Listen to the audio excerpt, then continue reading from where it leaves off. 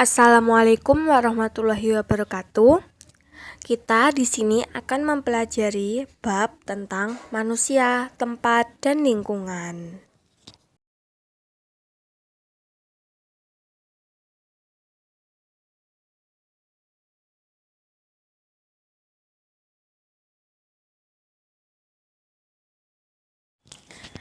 Materi yang pertama, kita akan mempelajari tentang pengertian ruang dan interaksi antar ruang. Ruang merupakan seluruh tempat di permukaan bumi, baik yang digunakan makhluk hidup untuk tinggal maupun tidak. Ruang di permukaan bumi juga memiliki ciri khas tertentu. Dengan adanya perbedaan karakteristik ruang di permukaan bumi, maka setiap ruang dapat memiliki keterkaitan dengan ruang lainnya dan menyebabkan adanya interaksi. Contoh interaksi antar ruang yaitu pergerakan orang, barang, informasi dari daerah A menuju daerah B. Syarat interaksi ruang yaitu saling melengkapi, kesempatan antara, dan keadaan dapat diserahkan atau dipindahkan.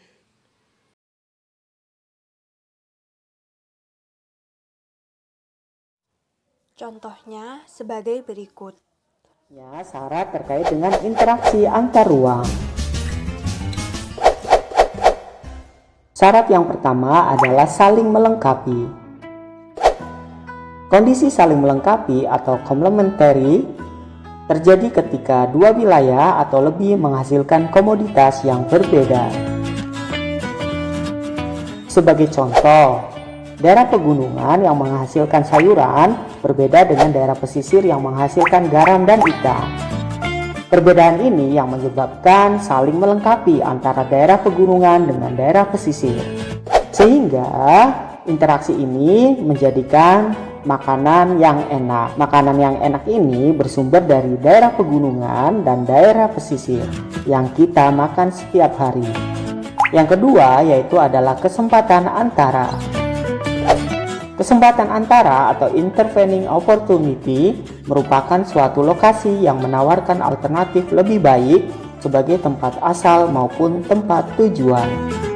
Sebagai contoh, untuk daerah A di mana daerah A menghasilkan hanya sayuran dan daerah B menghasilkan ikan dan garam, namun jarak antara A dan B adalah 5 km. Sedangkan untuk daerah C, potensi sumber daya alamnya juga sama dengan daerah B, yaitu menghasilkan garam dan ikan. Namun untuk jaraknya adalah 2 km. Maka terjadi interaksi yang kuat antara daerah A dengan daerah C karena jarak antara wilayah A dan C yang cenderung lebih dekat dibandingkan dengan jarak antara daerah A ke daerah B. Dan interaksi antara daerah A dan daerah B terjadi interaksi yang lemah. Yang ketiga adalah kemudahan transfer. Kemudahan transfer atau transferability merupakan kemudahan distribusi barang akibat dari sarana dan prasarana yang mendukung. Sebagai contoh, untuk daerah A sebagai penghasil sayuran, kemudian daerah B sebagai penghasil garam dan penghasil ikan, untuk jarak sendiri antara A dengan B adalah 5 km. Sedangkan untuk daerah C dengan potensi sumber daya alam berupa ikan dan garam, namun jarak antara A dengan C adalah 4 km. Namun antara A dengan C terkendala sarana dan prasarana, baik itu jalan ataupun transportasi. Sedangkan untuk daerah A ke daerah B, sarana dan prasarananya lebih mendukung. Maka meskipun jarak antara A dengan B itu 5 km lebih jauh dibandingkan dengan A dan C, maka terjadi interaksi kuat antara A dengan B. Materi selanjutnya yaitu letak wilayah Indonesia. Berikut merupakan contoh peta sederhana Indonesia. Indonesia merupakan sebuah negara yang berbentuk kepulauan dan merupakan negara kepulauan terbesar di dunia. Bentuk negara dengan kepulauan menyebabkan Indonesia memiliki kekayaan laut yang melimpah, sehingga perlunya usaha dalam pengelolaan sumber daya tersebut. Letak absolut Indonesia. Indonesia terletak di 6 derajat lintang utara sampai 11 derajat lintang selatan dan 95 derajat bujur timur sampai 141 derajat bujur barat. Dengan adanya letak absolut, maka terjadilah 3 perbedaan waktu di Indonesia.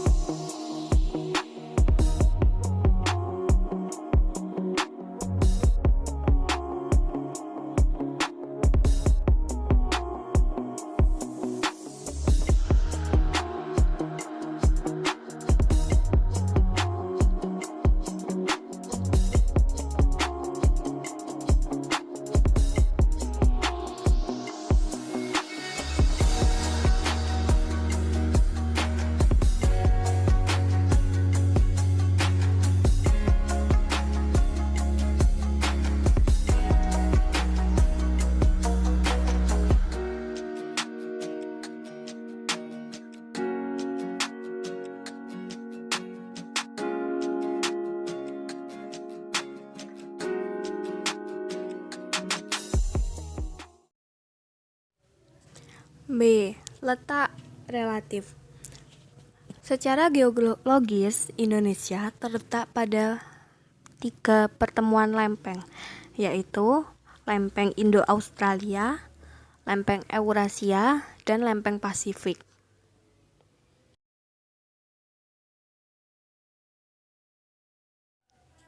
Yang kedua, letak geografis. Secara geografis, Indonesia terletak di antara 2 benua dan 2 samudra, yaitu benua Asia dan benua Australia.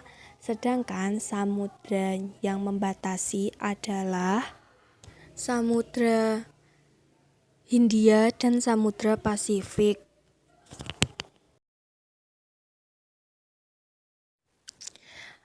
Letak geomorfologis. Letak geomorfologis Indonesia dapat dibedakan menjadi dataran rendah, dataran tinggi, gunung, pegunungan, lembah, bukit, dan sebagainya. Dengan adanya letak geomorfologis, Indonesia kaya akan sumber daya alamnya. Seperti dengan adanya hasil tambang Indonesia. Setelah melalui proses panjang, Indonesia akhirnya menguasai saham mayoritas PT Freeport Indonesia melalui PT Inalum yang ditunjuk pemerintah untuk mengambil saham mayoritas Freeport. Indonesia kini memiliki saham 51,23% PT Freeport Indonesia. Sebelumnya, Indonesia sudah menandatangani kesepakatan pembelian beberapa waktu lalu. Namun, pada hari ini, PT Inalum sudah berhasil melunasi transaksi pembelian saham serta menandatangani sejumlah dokumen. Menurut Presiden Joko Widodo, dengan kepemilikan mayoritas sebesar 51,23%, maka diharapkan dapat membawa kemakmuran bagi masyarakat Indonesia. Dan kepemilikan mayoritas ini akan kita digunakan sebesar-besarnya untuk kemakmuran rakyat. Tadi juga disampaikan bahwa nantinya income, pendapatan, baik dari pajak maupun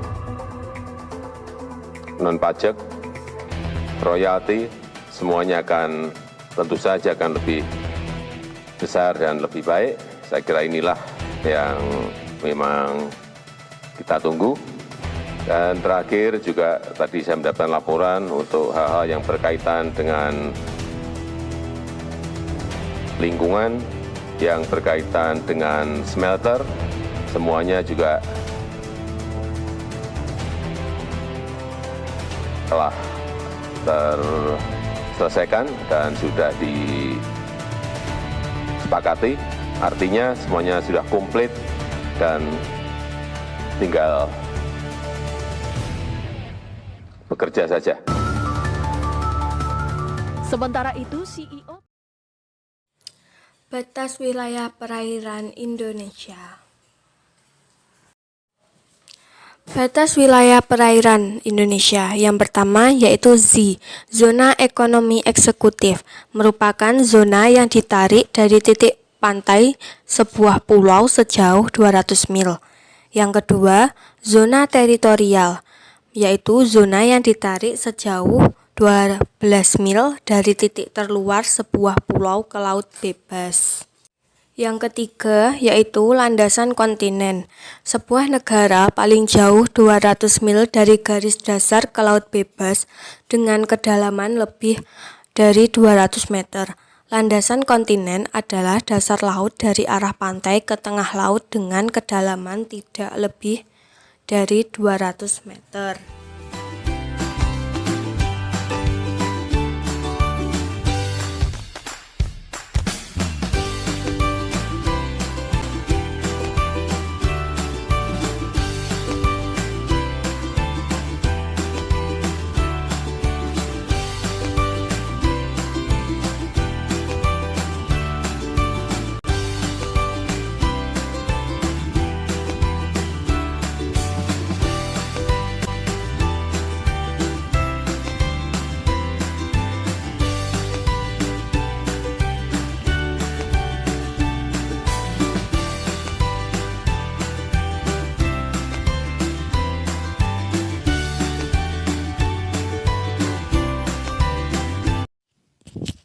Yang ketiga, potensi sumber daya alam Indonesia.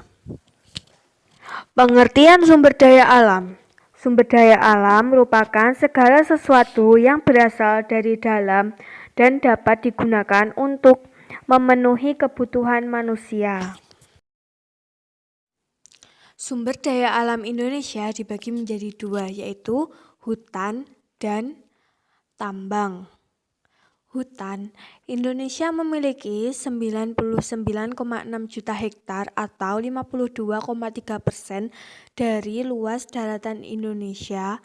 Terdapat 4.000 jenis kayu yang berada di hutan. Hutan memiliki beberapa fungsi, yaitu yang pertama, menyimpan air hujan dan mengalirkannya ke sungai. Yang kedua, sebagai tempat hidup flora dan fauna. Yang ketiga, mencegah terjadinya erosi. Yang keempat, menghasilkan oksigen dan menyerap karbon dioksida. Yang kelima, sebagai sumber kehidupan untuk masyarakat.